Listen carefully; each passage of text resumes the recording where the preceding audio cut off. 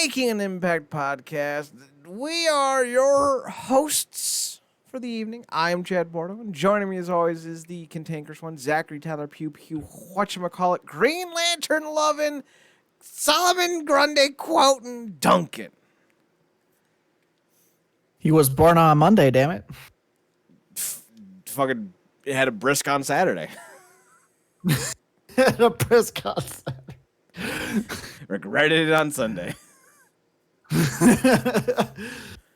So here we are. You know, I was gonna quote Underdog here, or was it Underdog here? I come to save the day. Was that Underdog? No, I think that was Mighty Mouse. Or Mighty. I think Underdog. I think Underdog was. There's no need to fear. Underdog is here. I'm pretty sure that was Sylvester the Cat.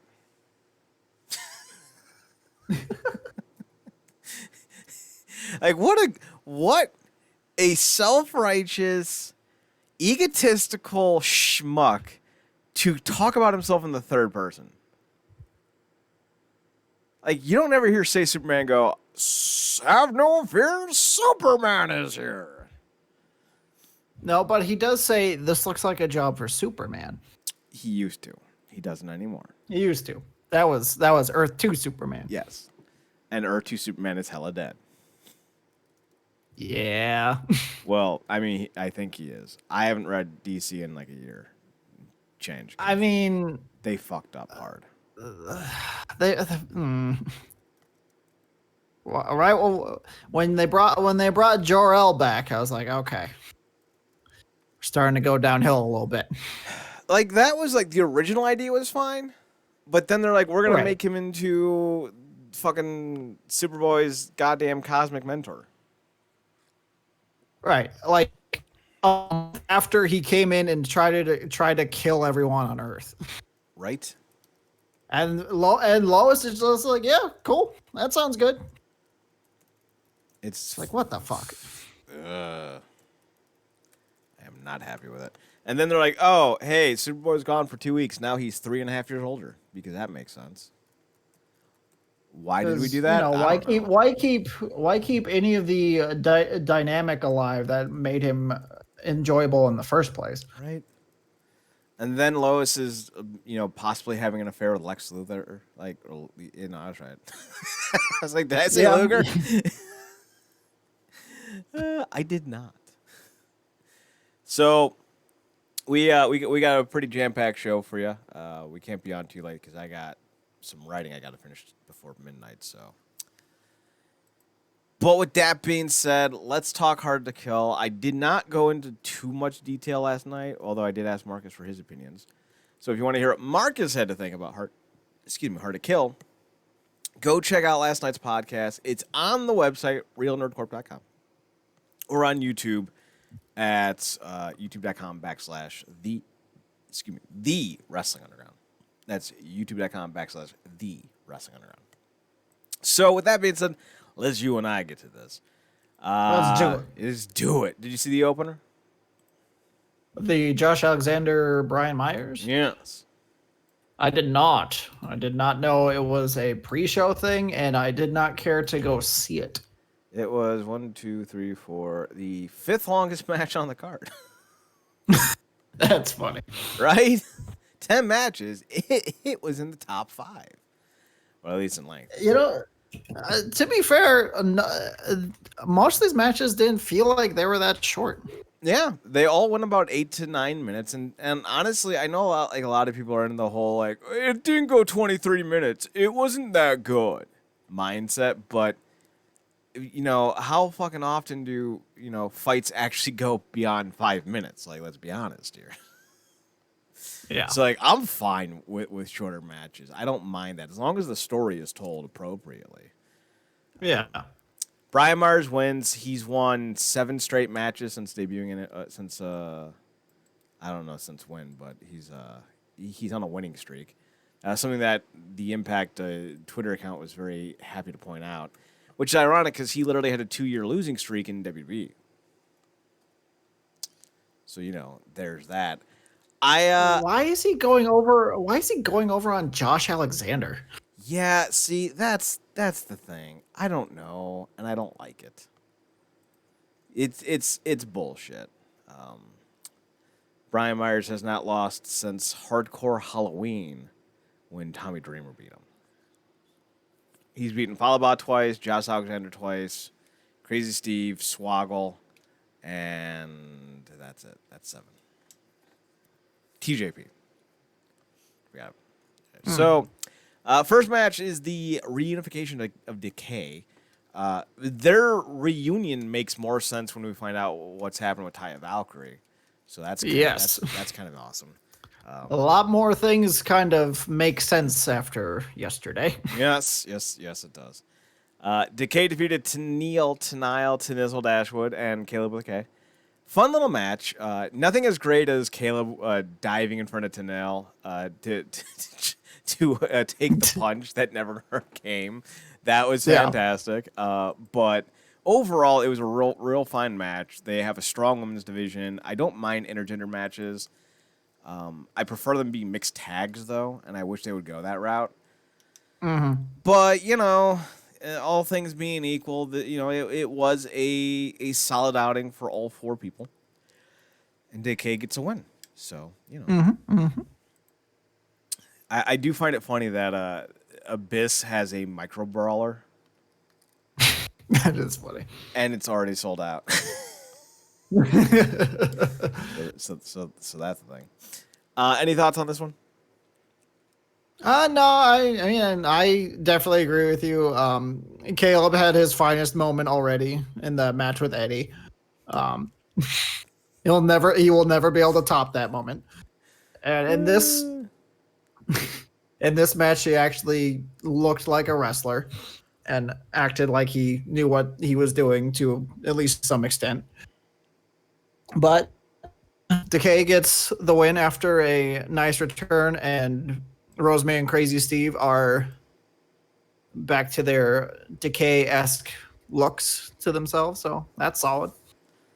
I dig it. I'm very much a fan of both people, so I'm looking forward to seeing what they do together. I was really excited about this card on paper, and I feel like it really delivered. One of the matches I was super excited about was the Eric Young, Diener, Joe Doring versus Cousin Jake Reno, a Tommy Dreamer hardcore match. I'm not loving the name of their new stable. No. It's not great. Violent by Design. That sounds like someone who got into the printing business, or like a business design industry, and they wanted to have like a kitsch kind of name. Yeah. Like, we'll help you sell your cheeseburger better, but our name's kind of a pun. Oh, it's not really a pun. It's more of a not an innuendo, but it's a misnomer. There it is. There you go. Yeah. Anyway, fun little match. Joe Doring looked like a boss. Diener looked crazy. Eric Young was waiting for Kim Possible to show up, so that was something. Rhino debuted new trunks for the first time in 20 years. Did you Wait, is Eric? So Eric Young is Raw Unstoppable? Eric Young is the Naked Mole Rat, so maybe I should have said Raw Unstoppable. But who would have known the Raw Unstoppable reference? I mean, like, I'm doing the best with what I got. It's fair. You're not wrong. I do love me some Eric Matthews though. Fina. Fina. What? I can't do that. I don't know how I did that. The heel stable wins. Lol. Any thoughts on the hardcore match? A solid outing.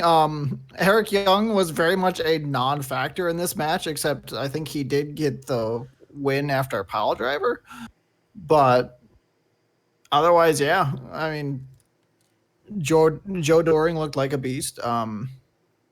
I like Diener's transformation. I think it's solid. I think Cousin Jake needs to go through maybe not the same kind of transformation, but he needs some sort of change to him. Needs a little bit of an upgrade to himself. If we're talking cousin Jake, I think the best way to go is to double down on the idea of him being the big nasty. I think that's the way to go. But it's one of those things that we'll see how it develops and what it turns into, and in time maybe he can find himself with a pretty solid, slick idea. For me, I think it kind of comes down to making sure you're able to put him over in the right way, because like he's definitely a guy that I think could be something. So you got to figure him out. He's a conundrum wrapped inside of a Rubik's Cube on top of a girl. All complicated things that I don't understand. Speaking of complicated things I don't understand, women, we're moving on to the Knockout Section Title Championship match. Havoc and Neva lost to Fire and Flava. Now that's a name. I dig that. Do you dig that? I dig that. It's a lot better than Violent by Design. That sounds like an 80s synth pop band. Boy George is probably the lead singer of that band. Do you really want to hurt me? Yes, hence the name Violent by Design. So the tag team of Mighty Mouses got the win. Fine little match. I wouldn't exactly say this was a great outing for Neva and Havoc, but then again, if we're going to grade talent based off of talent, they're definitely at the bottom of the list. So you only had so much to work with. The best part about Fire and Flava wasn't even the match. The match was fine. It wasn't as good as the first ever inaugural tag team title match in the Knockouts division with the Sarita and Taylor Wilde winning.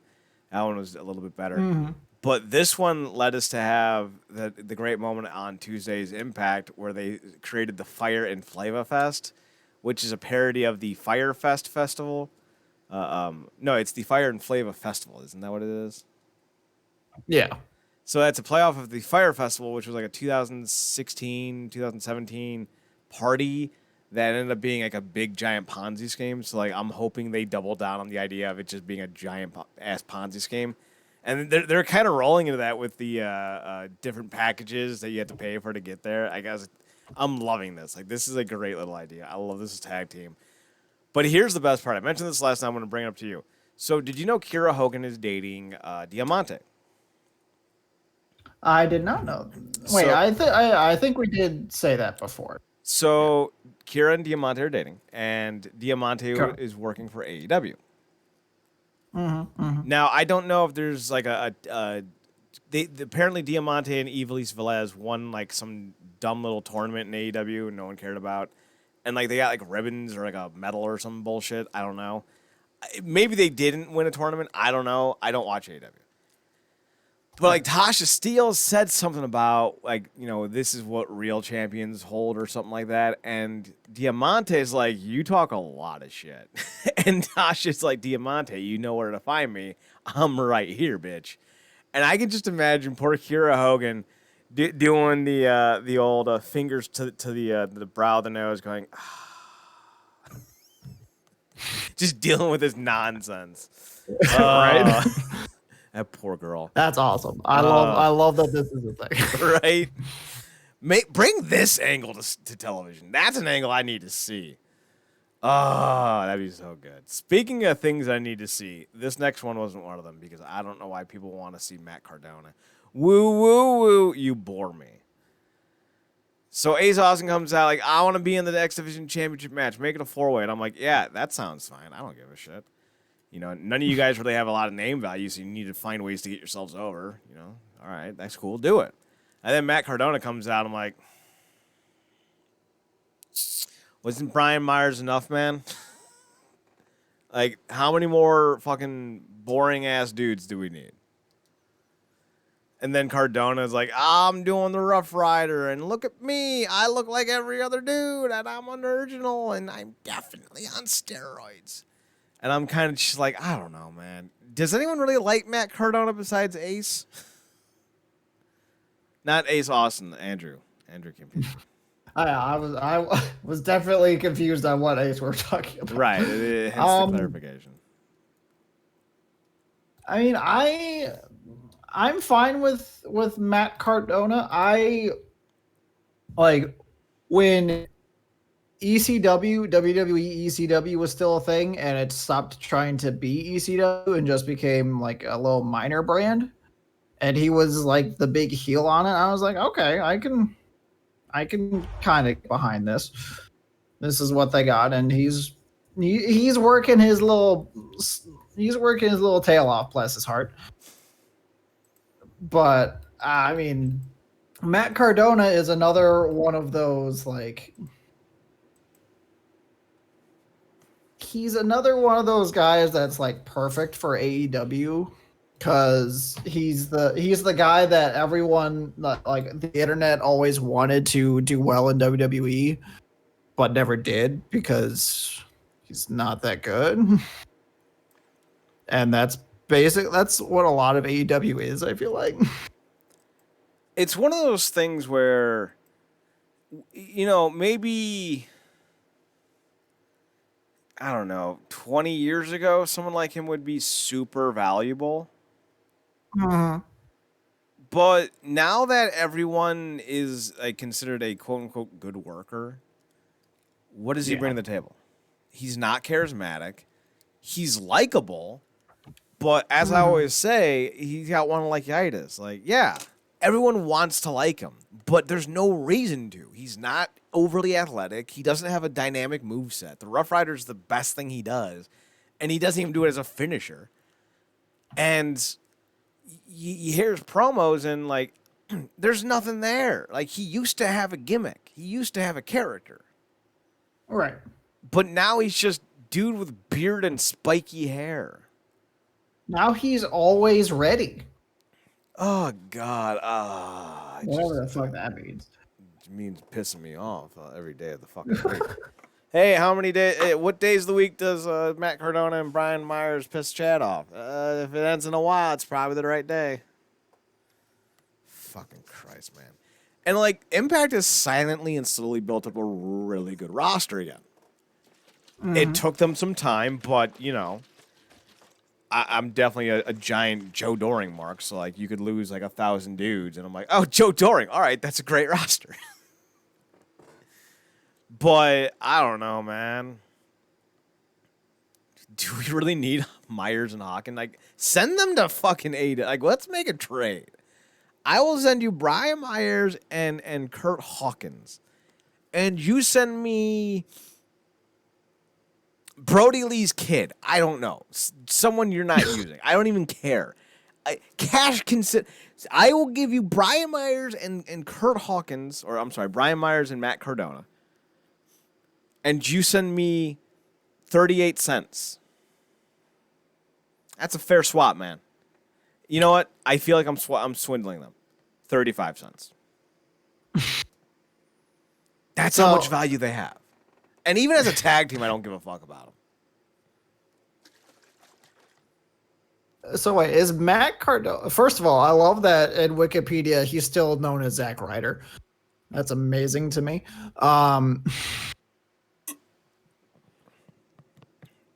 So he's okay. I thought he was signed to AEW, but this was just part of the thing. But so he's no. So apparently when yes. So his time in AEW lasted for 6 months. Is that what I'm saying? No, it lasted for like 3 shows. That's awesome. I think he had 2 matches there, maybe not even. Yeah, he only showed up on a little thing, which is surprising because like Cody's his best friend besides Brian Myers. I don't know why. Oh God, I just don't like him. It's like Matt Cardona is the equivalent of like Eels. Like everyone always says like Eel is so good, and I'm like, no, it's slimy and gross. No. So that's Matt Cardona. Like everyone talks about how, oh yeah, I like him, but no one wants him. I really think that his only value in Impact is as a tag team guy, but like Myers and Cardona need a fucking gimmick. Not just, oh, we got beards. If I owned Impact, I would ban beards. Like, no more beards. Like, 4 of you can have facial hair. That's it. Sign up now. Everyone else is shaving tomorrow. We are not going to continue to perpetuate the idea that a beard equals a gimmick. Ugh. So that's the thing. I'm angry. Fucking Christ. All right, moving on. Manic defeats Chris Bay and Rohit Raju. Apparently, Manic is a big Donald Trump guy. That's the thing. Chris Bay and Rohit had a great little outing. Manic had a great little outing. They took off Manic's mask, and Manic was wearing face paint. And he's like, "You're totally Manic." And Scott D'Amore, like, on one's like, "Yeah, we don't give a shit. We just don't like you, Rohit."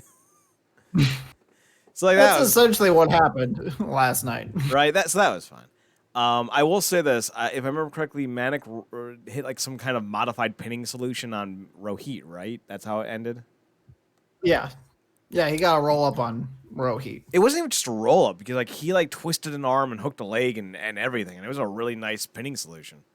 I just wish TJP wasn't a douchebag. So, do you know who Manny Pacquiao is? Yes. Manny Pacquiao hates the gays. Hate community. Shouldn't say hates the gays. He thinks they should be exterminated. And TJP had the pedacity, the manicdacity to go, well, everyone's entitled to their own opinions. And I'm just like, fuck you, TJP, you giant cunt. Let's see, Manny Pacquiao gay. I want to make sure I get the accurate information out there, people. Okay, so he didn't call for their extermination. I was wrong. Manny Pacquiao's not advocating for the killing of gay people. He's only calling them worse than animals.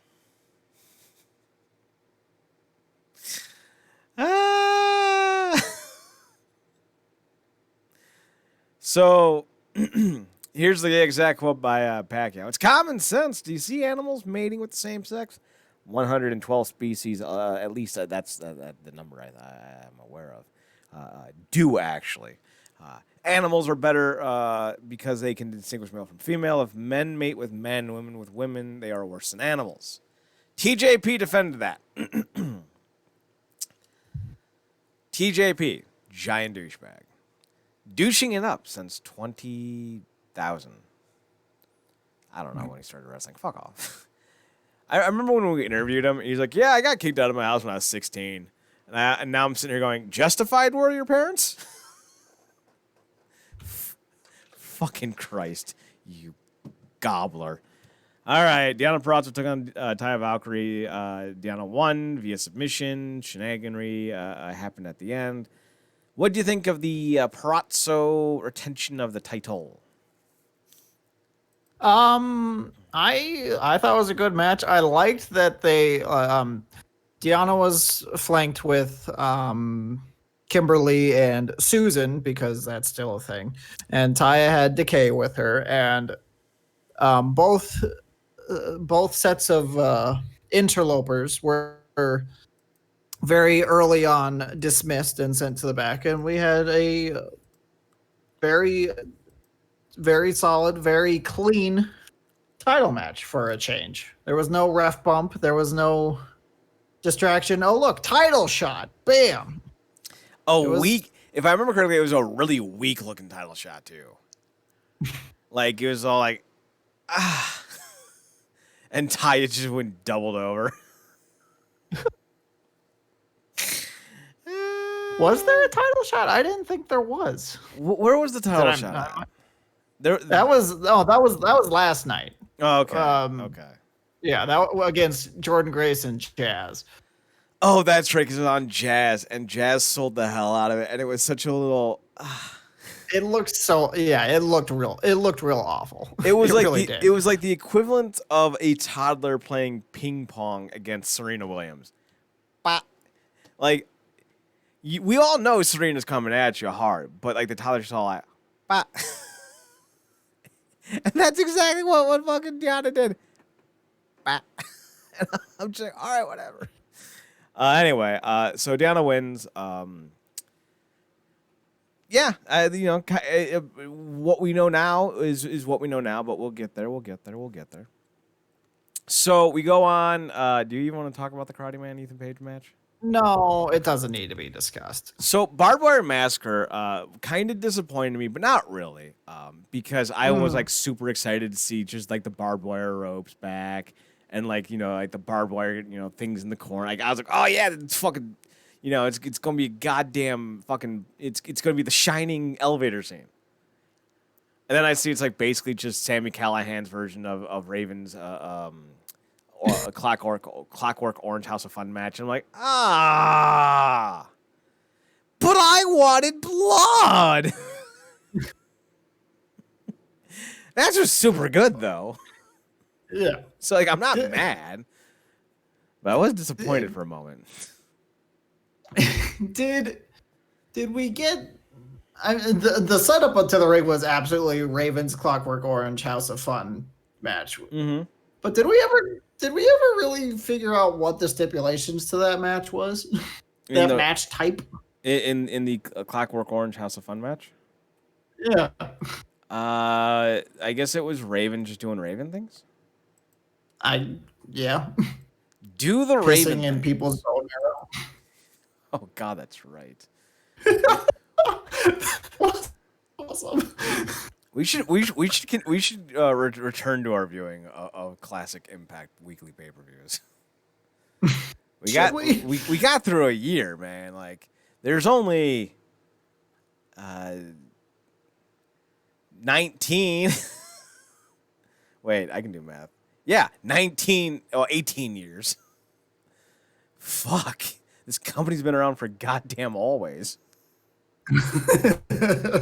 Like we are in the 19th year of Impact's existence. Even counting the NWA days of WCW, WCW wasn't around this long. No. It was what, 10 years at most? 10 years for WCW, and then I think another 6 or 7 for the Jim Crockett Promotions, I think. Right. Because I want to say 83 or 82. So, like, this company's been around as long as the lineage of WCW, so just kind of let that one sink in, folks. This is a thing. This is a fucking thing. Cavs win, by the way, double overtime. What are you going to do about it? And I'm on here doing this fucking podcast. Best game of the year. Fuck you. So my big gripe about this, I was kind of hoping that like when it ended, we'd get some kind of like Undertaker Lesnar, like this will never be over. You're gonna, I'm gonna kill you, and then Taker goes, you're gonna have to. And like what I wanted so badly was for like them to like beat the shit out of each other, so like they're all bloody. And then like as like the paramedics are taking Sammy away, like Eddie's being held by Lish afterwards, and like he's holding, he holding on to her, and Sammy's being carted off, and Sammy just looks at him and screams, "This will never be over. I will never let you know peace." Like, because why end a feud, right? Like, it's one thing to be like, it's one thing to end like, well, Eddie and Moose, because like, all right, whatever, no one gives a shit. Moose and Rich Swann, or Swann and Callahan, like these are fine to end, like whatever. But when you have Stone Cold Rock, now granted not the same drawing power, but still, when you have Sting Flair, you don't ever do a final. You just do the next chapter. So I'm really hoping this end of the feud bullshit is just that bullshit. That's the main difference there, I think, between a feud and a rivalry. Because Rock, Stone Cold, Sting, their careers. And a feud you can end, but a rivalry never stops because every time they meet back up, it's like we're building on the new chapter, and the new chapter is kind of dictated by the things that happened to them in between to make them better, to make them pissed at each other even more. Mm-hmm. So yeah, never when you have a rivalry like this, and we've said this before. This is the best rivalry Impact has had since Styles Daniels. Yes, I agree. So yeah, and I don't know if Impact ever did the for the last time thing with Styles and Daniels. I want to say they did towards the very end, but I'm not sure. I think they did, but they did it on like a one night only. I think. Mm, I want to say. Hang on, let me okay. double check. It may have been for Destination X 2011, possibly, but then they did the tag team feuds. Like even that was bullshit. Yeah. So yeah, never call a rivalry done for the last time because it's always something you can go back to if you need a little boost or if it. I mean, obviously you want to do it when it feels more organic, but if you need something to do, then you can always throw that back down, and people will enjoy it. I absolutely love this feud. Excuse me. I absolutely love this feud, and I want there to be more, so much goddamn more. I can't imagine that they would actually not do any more with this feud. And like it's not like either man is gonna leave. Both guys are pretty committed with the revival of this promotion. So, Mm-hmm. it's not like you have to it's not like with Taya where you have to like, finish things off, but I'm just hoping we get more. Okay, so the last Daniel Mm-hmm. Styles match that I can find is from Final Resolution 2012. That's the last singles match they had. So quite possibly that was it. It did get second and a half top billing. Not second and a half, god damn it. I'm looking at the star ratings. It did get the second highest billing behind Hardy and Rude, so. Alrighty. Any thoughts on the barbed wire match in general or no? Um, I mean, yeah, it was a really good match. I like the see, and this is the good thing. This is the thing you can do with good rivalries. I love the moment of Sammy picking up the kendo stick and Eddie picking up the bat. They look at each other and they just kind of flip them around and hand them off to the other guy. It's like, okay, let's fucking do this shit right. And it's just like, that's solid. That's there.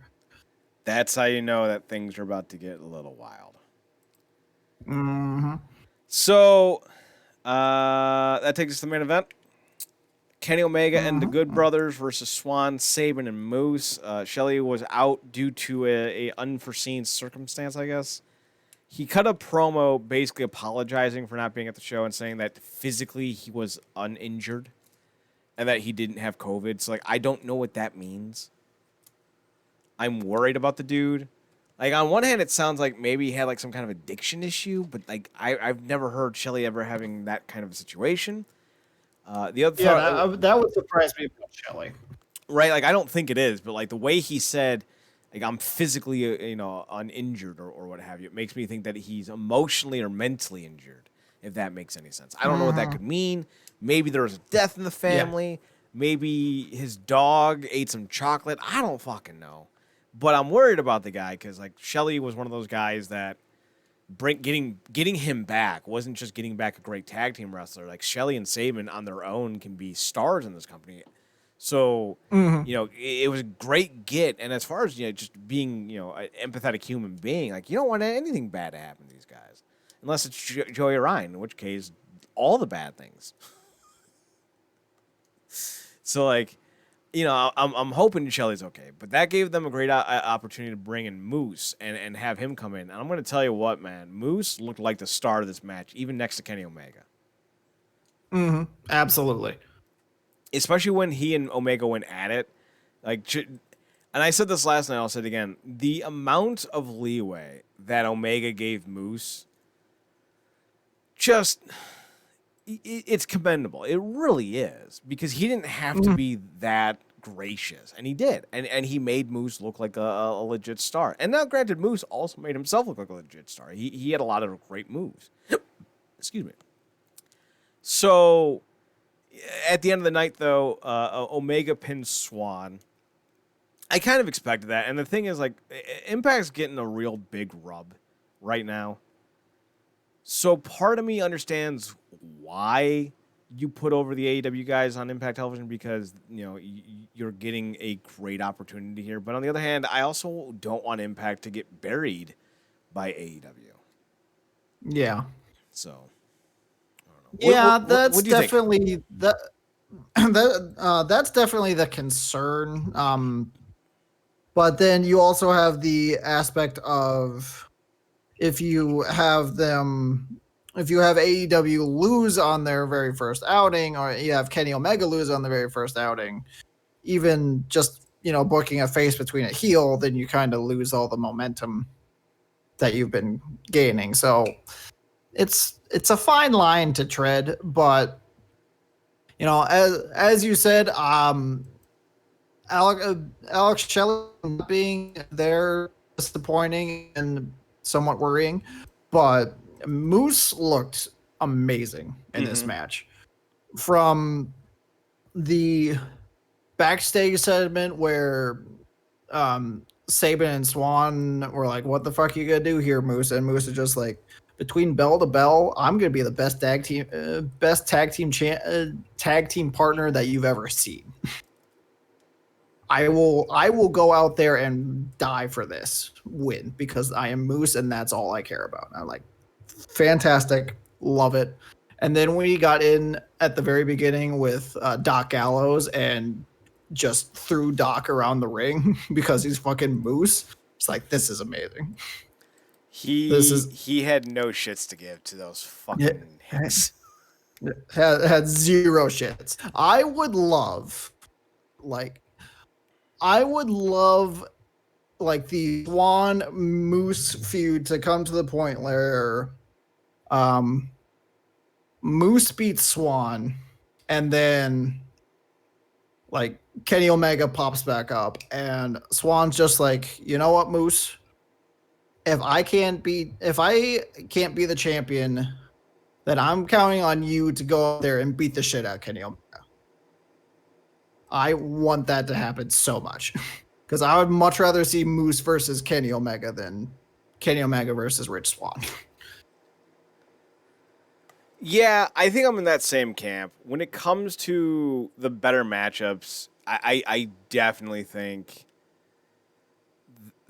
the simple idea that Moose and Omega is the better matchup, you know, especially after what we got at Hard to Kill, like the idea of those two hooking up in a one-on-one would be fantastic. And the thing with Moose is he does carry some personal baggage, you know, from back in his playing days.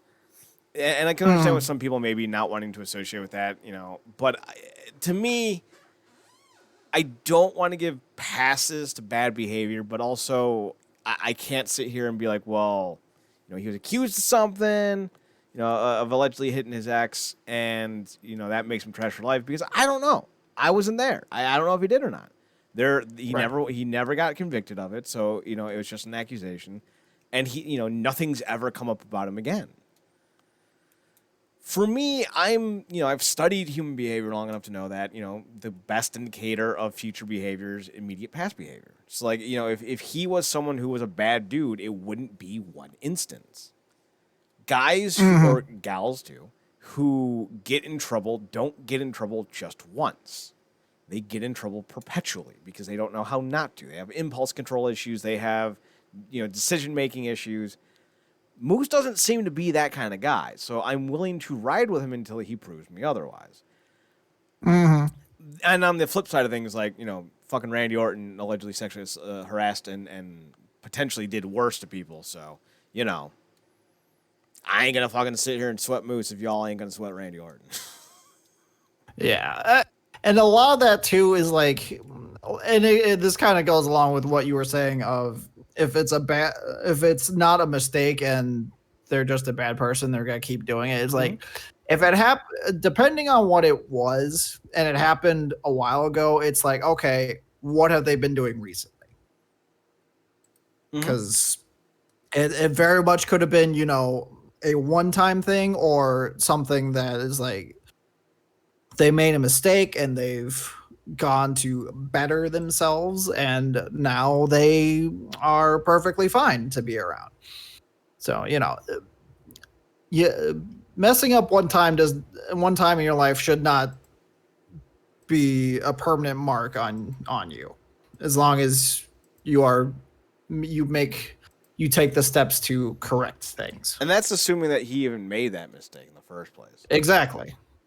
So, like, I'm fine with running with Moose because it's been 6 years since he got into wrestling, and he's gotten better every year, and everyone speaks very highly of him. So I'm fine with running with Moose, and I've been championing for Moose for a year and a half now. But the other thing that I want to bring up about Moose is what I like about this is that it's been deserved in terms of where he is. Too often, and Rich Swann's a byproduct of this as well. Too often, companies will just put the belt on somebody who doesn't feel deserved. And that's not to say they're not talented or good guys or could be. It means that you go from zero to champion. And that does not work. You would never see some nobody. You won't. The idea that Rocky Balboa would actually get a world title shot against the world champion when he's some 500 bum fighting in basements of churches never would have happened in real life. It doesn't happen. So I don't know why we see it so often in wrestling. Especially with guys that need to be built up. Swann needed to be built up. Swann hasn't been built up. Swann's had some good matches as champion, don't get me wrong, but Swann doesn't feel like world champion. He's a placeholder. And I don't know why, because Eddie and Moose could tear the house down as well as, if not better than Swann and Moose. So taking the belt off of Eddie in the first place makes zero fucking sense, and yet here we are, 2 champions later. I digress. So Moose is going to win the world title this year, and he's going to deserve it, and he's going to look fantastic carrying that belt. His promos have gotten so much better. His in-ring work is phenomenal. I would consider him a top 50 guy in the United States, at least, if not the world. He's definitely a strong style champion. He's got physicality. He's got the look. He's got the demeanor. He got everything you want. And the best part is Moose isn't just like becoming the best wrestler he can be. He's finding ways to minimize and erase his inconsistencies or his negatives. His speech pattern is plagued by having a kind of what I like to refer to as a mush mouth. He can stumble over his tongue because I guess he has a fat tongue. It happens. There's nothing you can do about it. Now, what happens is you either succumb to your speech impediment or you find a way to thrive through it. Moose has figured out that his best way to deliver a promo with his speakingness, I love my words, speakingness, is to be slow and deliberate with your movements with your mouth. And it has added a certain ambiance and air that did not exist in his earlier promos, especially in Impact, and has given him this gravitas that makes him feel so much more imposing. He kind of strikes me now as like Michael Clark Duncan. I talk about Chuck all the time. I know you've not seen Chuck or have refused to acknowledge Chuck, or I don't know. Season 2, Episode 1, Michael Clark Duncan, he shows up, and he's a terrorist boss, and he's chasing Chuck, and Chuck's like, he's just a nerd. And Michael Clark Duncan stands over Chuck, and he's like, "Do you find me imposing?" And Chuck's like, and Clark Duncan goes, "Go ahead, you can say it. I'm going for imposing." And that's how I feel with Moose. Like, I expect him one day to tell someone, "Do you find me intimidating?" It's okay, you can say it. I'm going for intimidating. Like, it's the same kind of mannerism, same kind of speech pattern, same kind of everything. So, yeah, definitely on board with the Moose train. Woo woo. That's me making a train sound. Any final thoughts on the main event? There's Zacky Boo. No, I think we pretty much touched on everything. All right. Then let us go to the TV show. Well, how would you grade Hard to Kill? Letter grades. Um, I really enjoyed Hard to Kill. I don't know that there were any matches that absolutely blew me away, Mm-hmm. but I'm going to give full credit to Matt Stryker and D'Lo Brown on this. It felt like they were taking it felt like Impact was taking this shit seriously again. Mm-hmm. Because the commentary, the duo of Matt Stryker and D'Lo Brown was just on point on Saturday night. It was fucking fantastic. I'm still not. I'm still on the fence on the whole like piped in crowd noise that Impact's doing now. Mm-hmm. Like part of me is like I like it because there's not that awkward silence that's been going on in the empty arenas that I'm not a huge fan of, but at the same time it's like it's not, it's all pre-recorded. It's not the same as WWE doing like all the millions of Zoom calls around the ring or whatever the fuck they're doing. And then at the end of Impact last night, they piped in "This is Impact" chant, which is like, you're reaching a little hard on that one, guys. But Didn't sit well with you. no, that one was a little forced. I felt like If it so. was a crowd and everything, and they were piping in noise, I'd have a different issue with it. Mm-hmm. But with this, I'm fine. You know, we're finding ways to better the product. You know, in this pandemic era. So, you know, I don't like it naturally. It's not something that I would ever agree upon under normal circumstances. But we're not in normal circumstances. Right. So yeah, that's why I'm not fully against it. If as long as it serves a purpose in at least in that it will highlight or magnify a certain moment, mm-hmm. like it like if a heel is doing something dirty or something along those lines, then you ramp up some booze and stuff in there to help kind of sell the whole point. So I like that part of it. It's just it it kind of it depends on, it kind of goes moment to moment for me. Yeah, I could see that. Yeah.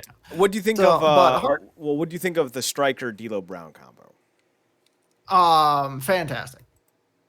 I mean, Matt Stryker, we've been talking about forever, is just an amazing commentator. Mm-hmm. I mean, I feel like he could work either play by play or color commentary because he knows that much and knows how to speak wrestling more so than a lot of announcers do. And like D'Lo and Stryker feeding off of each other just felt so natural and so organic, as opposed to Josh Matthews having to like directly feed basically feed a yes no question to Madison Rain or Don Callis, and we don't really get any real insight into it. Whereas like Stryker doesn't even have to, like, I mean, he'll like ask for D'Lo's insight, but he doesn't even have to most of the time, because D'Lo will just be like, yeah, and that's what this is doing to this guy. If you want to pin someone, I say you put as much weight on their chest as possible to make it harder for him to kick out. It's like, fantastic. Best insight we've had in years. Thank you, D'Lo. I don't know if D'Lo's the right guy yet. He doesn't do a lot of commentary. I think he used to do some for like Velocity. I think he may have done some for Heat. But like he doesn't have a lot of tape on him for commentary. So I'm willing to let this play out. He's not the first guy I would have gone with. But that doesn't mean that he can't be really good eventually, because you got to start somewhere. Stryker, on the other hand, could be doing this by himself. He's that good. Yes. He does not. Absolutely. Honest to God, you could have Bobby the Brain Heenan next to Max Stryker, and my comment about what I'm about to say would stay true. A color commentator just slows Stryker down. He's just that good. I know a lot of people don't want to give him this credit. I don't know why. But I'm going to say this, and I mean this wholeheartedly. Outside of the information Mike Tenay gave you, not his actual vibrato or speaking ability or what have you, there has not been an announcer in the last 20, how old am I? 30 years, because I've been watching since I was about 30. There's not been an announcer in the last 30 years that is as good as Matt Stryker. Period. Not Jim Ross in his prime, not Michael Cole, not Jerry Lawler, not Tony Schiavone, not Gorilla Monsoon. I don't know if he qualifies. I don't know when Gorilla stopped doing commentary. Not Jesse Ventura, not anyone. Matt Stryker's the best. He's that good. Not Joey Styles. So I'm very excited about Matt Stryker on commentary. If you haven't noticed, I think he's very good. Yes. I said this to somebody on Twitter, and I'll say it again. He's like a baseball announcer on the radio. Mm-hmm. To which I mean, he knows that sometimes you can't watch, so you listen. And like you could listen to Matt Stryker call a wrestling match, like you listen to a baseball game on the radio. You don't need to see anything that's going on. He will paint the picture for you, and that's how you know he's good at his job. Yeah. So letter grade for Hard to Kill. What are you giving it? Letter grade, I'm going to give a B-. I'm going A-. I really dug this show. I really did. All right, we open up Impact with Eric Young taking on Rhino. This came straight out of 2006. Yeah. I was a little surprised. Like, all right, these cats have been fighting for 15 years. So, what do you think of this one? I'm gonna actually look up to see if they had a match in 2006. No, the match was solid.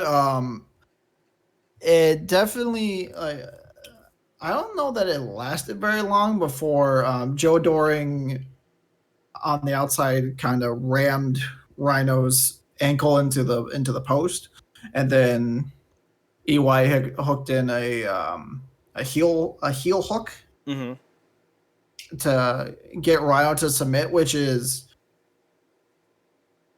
definitely something, and I like that. Again, I like that Stryker pointed out is like getting someone like Rhino to submit is a hell of a feat. Mm-hmm. And then after the match, Violent by Design, still not a good name. No. Did the deed of putting Rhino on the shelf, doing the old putting his ankle through the steel chair and stomping on it a few times because Pillmanizing. Yes, that's right. Stryker used that as well. They Pillmanized him. Oh, Stryker, you. All right, so here's what I found. There was at least 2 tag matches that Rhino and Eric Young were in 2006 against one another. But here's a gem that I didn't know about. On the December 13th episode of 2005, Rhino defeated one Joe Doring on Impact. Ooh. So we going back 16 years. Technically 15 years in a couple months, but still. Yeah. So that's always fun. Moving on. Rich Swann says, Moose, we're going to do it tonight. Yeah. And then we find AC Romero, and he's like, hey, Tommy, I made this discovery at Hard to Kill involving fingerprints on both the Ring Rust Cologne. I like how the Impact review doesn't actually have Ring Rust Cologne in capital letters, despite it being a brand name. And the gun used to shoot Johnny Bravo. So the working theory is that someone used the ring rust cologne to make Larry D shoot someone. So that's the thing. We then go to the kind of most talked about segment of the night. By the by, I loved that Private Party came out and waved at no one. Did you realize that? Yep. So the Good Brothers are like, hey, we beat everyone. And then Saban's like, bitch, please, you ain't beat us. And they're like, true, but you lonely. You lonely boy. And he's like, I ain't lonely boy. I got a partner. And they're like, oh, who's it going to be? Some redneck drinking beer, moonshine sipping cowboy wannabe? I don't know. That'd be funny. And then James Storm walks in and goes, yeah, exactly. And they're like, fuck. We need to not talk. So they're all like, howdy, buckaroo. We gotta go back to watch that fucking weekly impacts. We're bringing them back. Zack's tempting me. I don't realize it. I don't think Zack realizes how much he's tempting me to bring it back. So, howdy, Buckaroo James Storm. How is that not his nickname? Right? Buckaroo James Storm. If Kenny Omega's nickname can be by God, then he could be Howdy Buckaroo James Storm. Right? Come on. So Storm and Saban are like, hey, we're game. We're former world champions. You guys have terrible goatees. Let's do this. And then Matt Hardy's like, hey, bitches, remember me? And Saban's like, not really. Who's he? And James goes, I think he's Jeff. And then the Good Brothers are like, no, I think that's Willow. And then Matt's just standing there fuming, like, no, God damn it, I'm the broken one. And they all kind of looked around and went, Sid Vicious's leg? It's a deep cut insult. It's a deep cut insult. Oh, see, that's proof right there. Big men don't need to be doing shit off the top rope or even off the middle rope. That's it, or even the middle rope. So Matt brings out Private Party, and they're waving to no one, kind of like on AEW, because no one gives a shit. And Matt's like, let's do a tag team match with the winner getting the Good Brothers, and that's the main event. And I'm sitting here going, shit, the Good Brothers are going to face Private Party then, apparently. I didn't even need to see the match to know that. We then get what do you think of the Private Party showing up with Matt Hardy and James Storm's return to Impact, even though he kind of already returned a few weeks ago and came back again? Yeah, I'm cool with James Storm showing up and being Saban's interim tag team partner while Shelly's gone, because that works. These are two of the biggest homegrown names that Impact's ever had. Mm-hmm.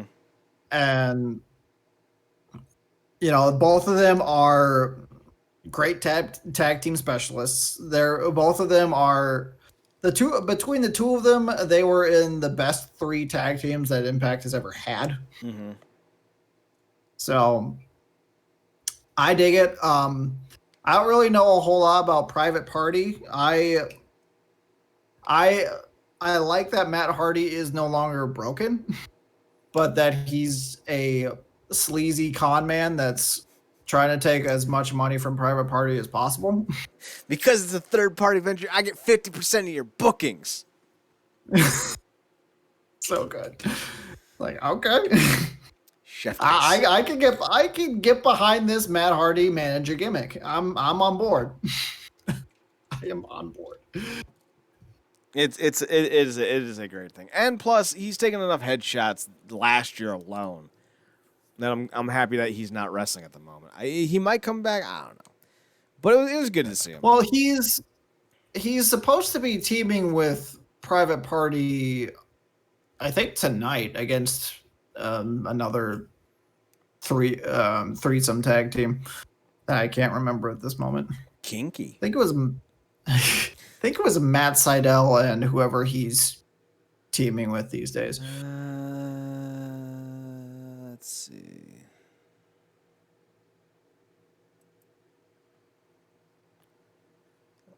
They have a poster, but they don't list Private Party and Hardy. Dark Order and Hangman.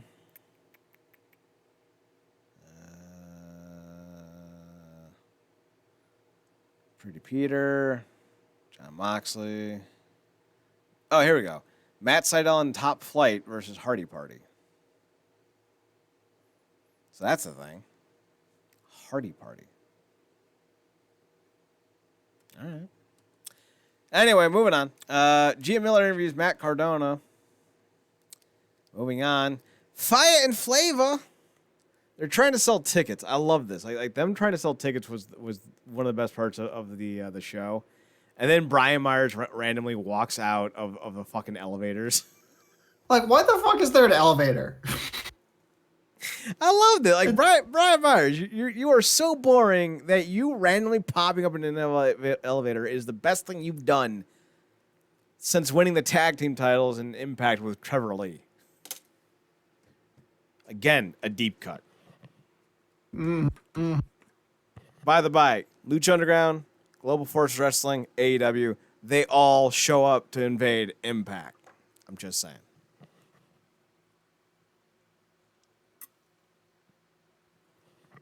All right, any thoughts on Fire and Flavor?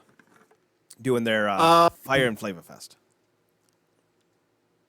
I like it. I like that they're just going around trying to like sell people on all these packages and no one gives a shit. It's solid. It's real good stuff. So that's yes. Swinger's on board. Obviously, Swinger's on board, and he's paying, thinking that he's going to get to hang out with the women. So, swing man doing swing man things. How is he one of the best things on this company? Like, goddamn. Right? He's so good. So that takes us to Jordan Grace and Jazz. I like that Jazz is sticking around. I don't think she's as good as she once was, but I still like her. And it's great. How the hell do we have two Attitude Era stars? Granted, Jazz was in ECW at the time, but like Ken Shamrock and Jazz still going strong. I love it. So Kimberly comes out with Deanna Prazo and Korean Sarah Palin to take on Jordan Grace and Jazz. Tell me that Susan doesn't look like Sarah Palin if she was Korean. I can see that. Right? I feel like Turk and JD and Scrubs. Japanese Laura Dern. So Jordan gets the win. Kimberly gets the win over Jordan, as we previously mentioned, with the weak-ass title shot to the back of the head. So that's the thing. Weak-ass title shot aside. Stryker and D'Lo, give us in-depth analysis on Susan. Being like, she's smart, she's calculating, she's the thinking woman's wrestler, and we know this about her, and she's going to do all this stuff. And it's just like, we've seen her twice and gotten nothing about her. I love that you guys are pulling the shit out of your ass, but come on. Well, to be fair, we haven't seen her twice. We've seen her for 3 years. Fair. I forgot this is a tag match. So it was technically Kimberly and Susan versus Jordan Grace and Jazz. I thought I completely forgot. I thought it was a 1-1. That takes us to the backstage segment after Kimberly and Susan win, where Taya Valkyrie was being interviewed by Gia Miller, and she's like, "So Taya, what's your plans going forward with the knockout title?" And Taya's like, "Well, listen here, sister." And then all of a sudden, Tommy Dreamer's like, "Taya, we know you did it." And it's revealed that Taya Valkyrie sprayed ring rust cologne to turn Larry D into Lawrence D, and Lawrence D shots Johnny Bravo. Yeah. And the reason why she did it was because she wanted to keep Rosemary from making a mistake of marrying Bravo, which was ironic because Rosemary was only marrying Bravo to murder him to take his virgin blood. Yes. The delicious irony of, had Taya said something to Rosemary, Rosemary would have just been like, "You realize I'm going to kill him after this, right?" So I feel like Taya would have been real cool with that. Right.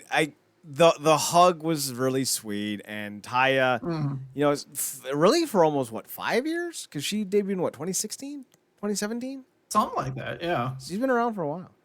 I liked how when she's getting arrested, they did the whole Tommy Dreamer's like, hopefully she ends up in Jacksonville Penitentiary.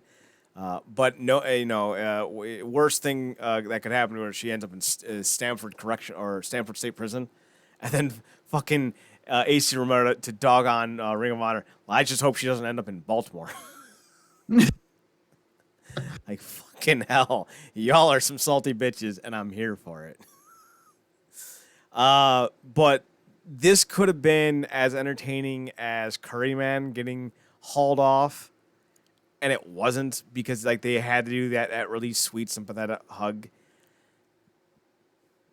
So now I'm just gonna remember the Curryman Fire Championship. I faced Fire Champion. No, Curryman. It means you're fired. What? What you mean fire?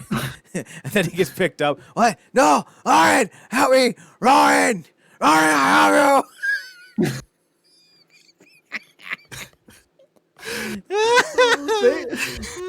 Things that would not fly in today's culture.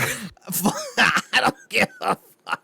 If I can bring back Curryman, I'm doing it. I don't care if every Japanese person in the world's like, that's offensive. I'm gonna be like, Ryan, because he's hot. He's spicy. He's curry, man. Great. Oh, that's right. He tastes great. God damn it. Konnichiwa. Still one of the best entrances of all time. Right? Like, that's how you get someone over, man.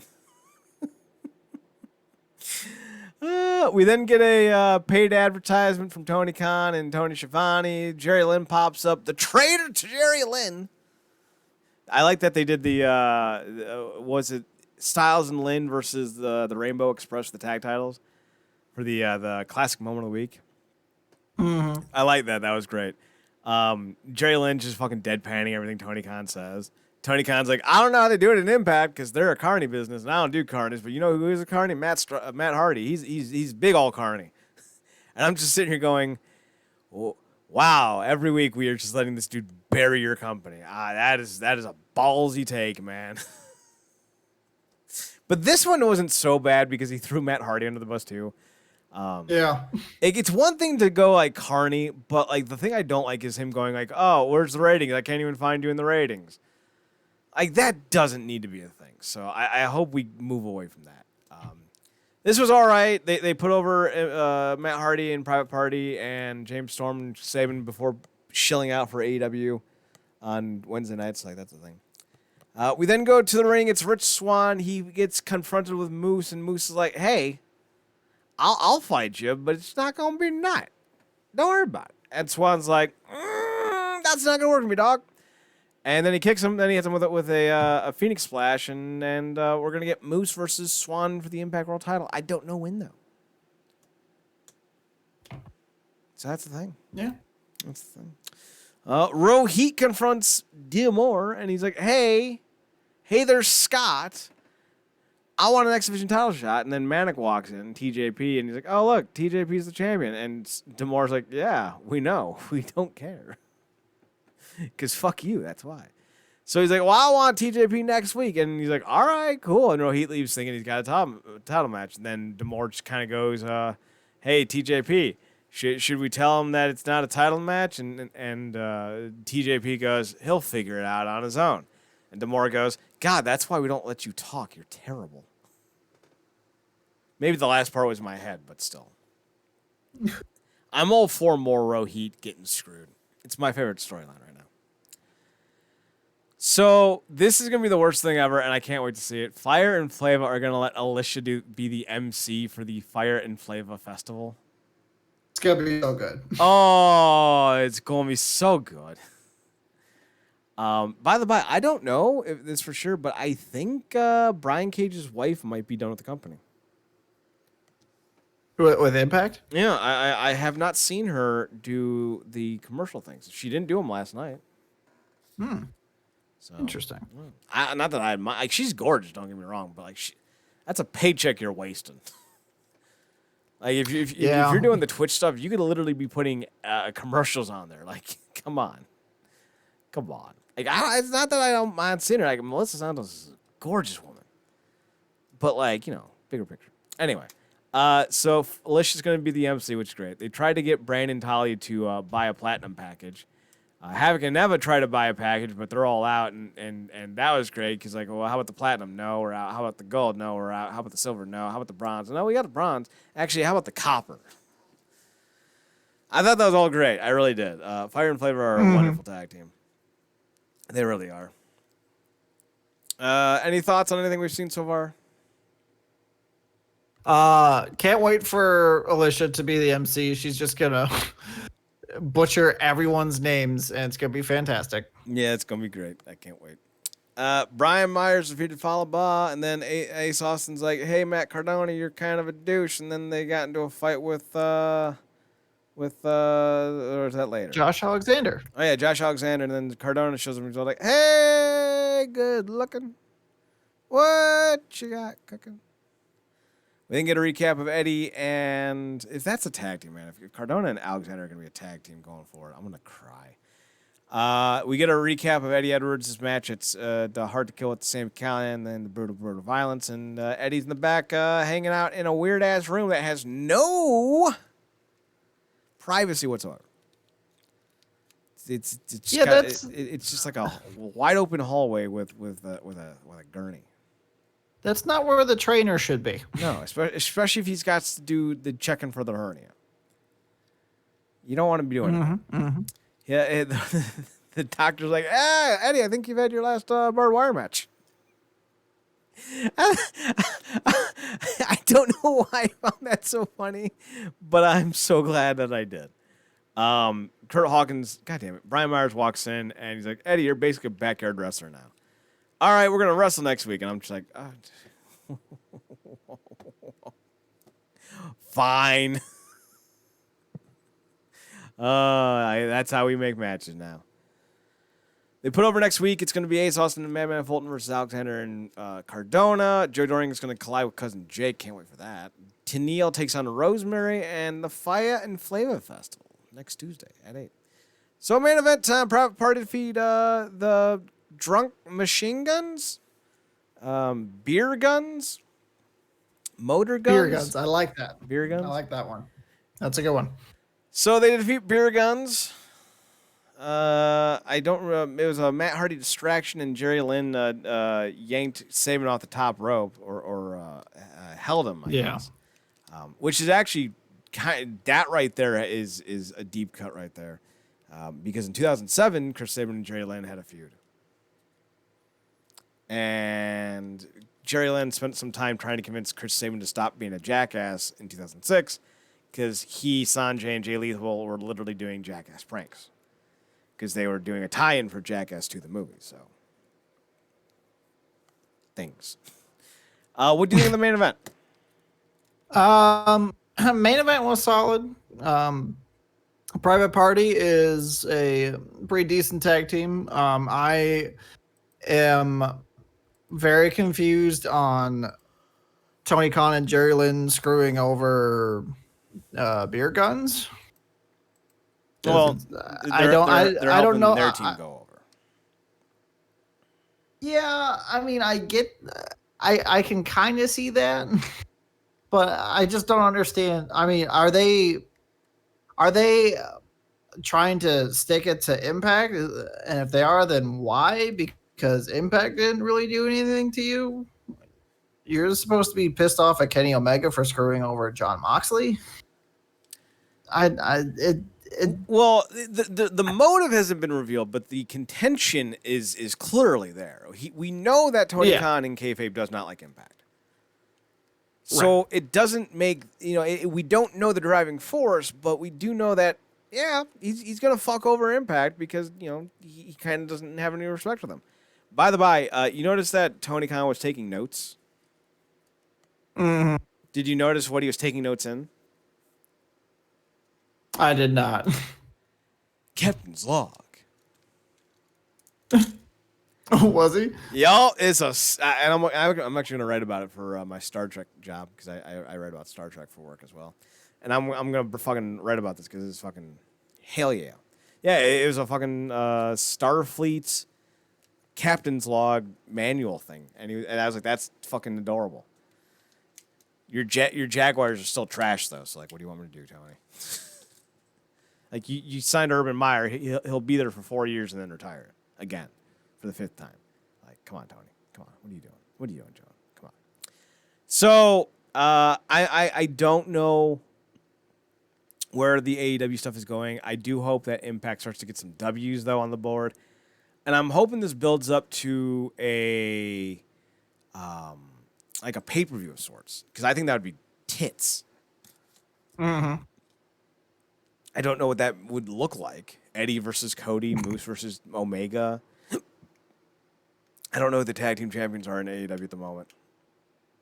The Bucks, well, no, yeah, I think it is the Bucks, but the Bucks and Good Brothers are on the same side. So maybe you do a massive tag team match. Do the Good Bucks or the Young Brothers, 4-way or foursome, 8-man tag, and have them compete with Sabin, Shelly, Storm, and Chris Harris, the Wildcat. Bring them back. It's Braden Walker, and he's gonna knock your head off. Oh, Brady Walker. That was one of the first pro wrestling memes. You realize that? Mm-hmm.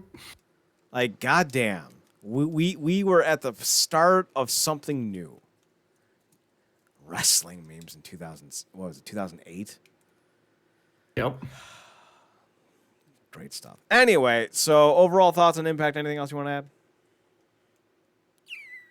add? No. Again, just carrying the same vibe from Hard to Kill. Definitely a step up with the new commentary team, and just the commentary team alone again makes it feel like they're taking this shit more seriously. Mm-hmm. Like, Stryker is so passionate about wrestling that even when he will like make a comparison to like football or whatever, like Josh would do, Josh would do that and try and steer completely away from wrestling. Mm-hmm. Whereas when Stryker does it, he's making a valid point and tying it all together. I think it was like he was talking about Matt Hardy being a good player coach. Mm-hmm. And he made the references to various coaches in football as like, this person was a player and thus makes them a better coach after they're done playing. And it's like, okay, that you referenced another sport, but you tied it into wrestling, and you didn't make me feel like you are ashamed of your job. Yes. Congratulations, Stryker. I love you. Stryker tells things in a way to make the casual fan understand wrestling. Yes. And in fact, he even talked about Urban Meyer in that, because I remember he's like, Urban Meyer wasn't a player, but he's still a good coach. I don't know why he brought up Urban Meyer, but I know he's with Jacksonville, but it was counterproductive to what he was trying to put over. But the difference with Josh was Josh would try to make pop culture references to make non-wrestling fans stick around, because, oh, look, he made a pop culturism. And it's such a WWE thing to do. And I feel like Josh, he was always more of a presenter than an announcer. Does that make sense? Mm-hmm. He was always someone that, like, yeah, he'd be a good MC for like a festival or a convention. He'd be a great moderator for a debate. He's a good host for a roundtable. But he's trash at wrestling announcing. And this isn't new. This is a new point of view that we've had. We've been saying this since goddamn always. Madison was a nice wrinkle because she did have the ability to go into that Tenay Stryker kind of point of emphasis. But so much of the commentary was dominated by Josh, and then he would throw it to Madison, and it was so clunky that Madison wasn't able to just riff. She had to answer the question. And when you allow someone time to jump in, that's when you get the best, information available. So Josh, he might know how to produce television, but he does not know how to be on it. So, No. later, Tater. So also Taya is gone. Taya Valkyrie has finished up the company. We don't know where she's going. My thought would be that she's going to go to WWE because that's where her husband is. But we'll see what happens. I really don't see her going to AEW because if she was going to, there may not be a reason to write her off TV because she could just still do both. Mm-hmm. So we'll see. We'll see what happens. Is she still signed to AAA? I don't think so. Okay. I don't think she's done anything in AAA in a year or two. Let me see. Valkyrie cage match. Ironically, I don't think Taya Valkyrie's ever been in a cage match. Irony. Let's see. Career. She had one match in 2020 in AAA, and that was in January. So that was even before the pandemic. So, yeah, it looks like she's wrapped up with AAA. Okay. She only had she had a bunch of matches in 2019. Not a lot though. She had 16 in 2019. So yeah, it looks like she's done. She debuted in Impact in 2017, so she's been around for 4+ years. Mm-hmm. Mm-hmm. It's not a bad run. Not a bad run. No. All right. It's a shame, like when Johnny Mundo left and went back to WWE. The obvious thing would be, she would follow suit shortly thereafter, but she stayed on for another year or two afterwards. So, I mean, you would kind of hope that she was stuck around for a little bit longer, but she got to do what's best for her. Yeah, you can't be mad. Not everyone's going to be a Rosemary or an Eddie or a Sammy Callahan. Mm-hmm. And that's fine, Got to do your thing. Yeah. I thought she was, really. I thought she brought in a nice pizzazz. This is also a woman who's dealt with. I think she said she had like an eating disorder, and had some issues with her weight back in AAA, and she morphed herself from very much a lucha libre-esque kind of wrestler to far more power centric in Impact, and I think it really behooved her. I think it gave her a nice style. I don't know if her style in the ring ever clashed well with her personality, which was kind of like a not like an airhead, but very vapid kind of blonde chick. Mm-hmm. I always liked her character. I thought her character was great. Yeah. Very enjoyable. I don't want to say likable because she wasn't supposed to be likable, but she was very enjoyable. Mm-hmm. And she meshed well with a lot of talents, and let's just say she put the she put the bop in the bop, shabop, shabop. She had it everywhere. Just mwah. Good for Johnny. You did good, Johnny. You did good, kid. You did real good. So that'll wrap us up for the night. We'll be back next Wednesday to talk more about Impact. Yeah. Any final thoughts? No, I think we covered all the good stuff. All right. And some of the bad stuff. That's true. You can find Zack on Instagram and DeviantArt, the same handle. It's Radiance2020. RADAN. Wait. RADA. It's fucking spell it for me, man. I'm done. RADIANCE 2020 for both Instagram and DeviantArt, and my username is now out of date. Your username is out of date?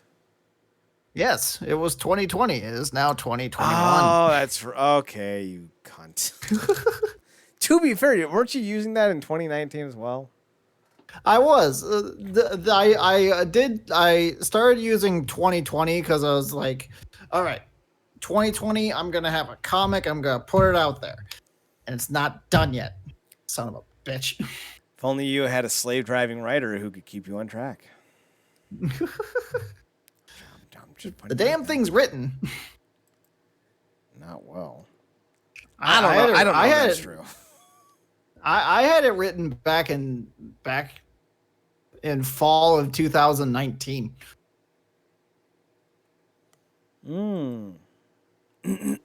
Still not as good if I could get my hands on it. I'm just saying. So you can find me on Twitter at Chad Nerdcorp, ChadNerdCorp, and on Instagram at Chad's Photo Hut. You can find us on the website at realnerdcorp.com, RealNerdcorp.com. If you liked what we talked about tonight, we have more stuff you can talk or listen to on youtube.com/The Wrestling Underground or on the website at realnerdcorp.com. More podcasts exist over there. You can also find us on YouTube by searching Real Nerdcorp and listening to our non-wrestling side of conversations. We're on twitch.tv/Wrestling Underground and twitch.tv/Real Nerdcorp. Be sure to follow us on theirs. That's it. We're done. Zachary, say goodnight. Good night, Taya Valkyrie.